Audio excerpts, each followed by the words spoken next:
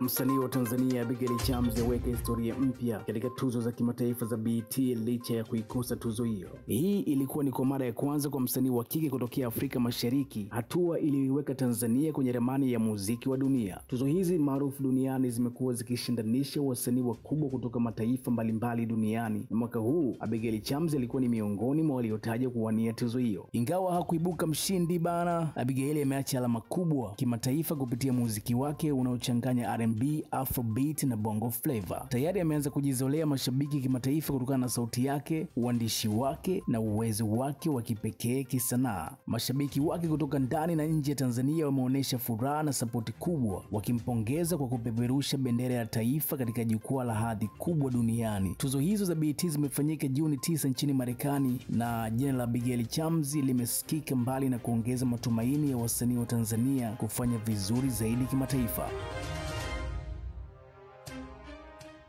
Na kwingineko, mameya wa Los Angeles wamtaka Trump kuondoa wanajeshi katika operation dhidi ya wahamiaji. Mameya kadhaa kutoka miji mbalimbali katika mji wa Los Angeles wameungana kutoa wito kwa Rais Donald Trump kusitisha mara moja matumizi ya wanajeshi na maafisa wa uhamiaji katika misako dhidi ya wahamiaji. Katika mkutano na waandishi wa habari uliofanyika jana Jumatano, viongozi hao wameeleza wasiwasi mkubwa kuhusu kile wanachokiita uvamizi unaoendeshwa kwa hofu uliowalenga wahamiaji ambao umesababisha maandamano na taharuki kote nchini Marekani. Meya wa Los Angeles Karen Bass amesema operesheni hiyo inalenga kuwapa hofu wakazi badala ya kutatua matatizo halisi, na kuomba Rais Trump, tafadhali wacha kuwatisha wananchi wetu, alisema naibu meya wa Paramount Brenda Olmos ambaye alijeruhiwa kidogo wakati wa maandamano. Taarifa zinaeleza kuwa kiasi cha wanajeshi 500 wamepelekwa jijini Los Angeles, ambapo wamekuwa wakiwasindikiza maafisa wa uhamiaji katika operesheni ya kuwakamata wahamiaji wanaodaiwa kuwa ni haramu, wakiwemo ombaomba hifadhi na wale ambao muda wao wa visa umeisha kuishi Marekani.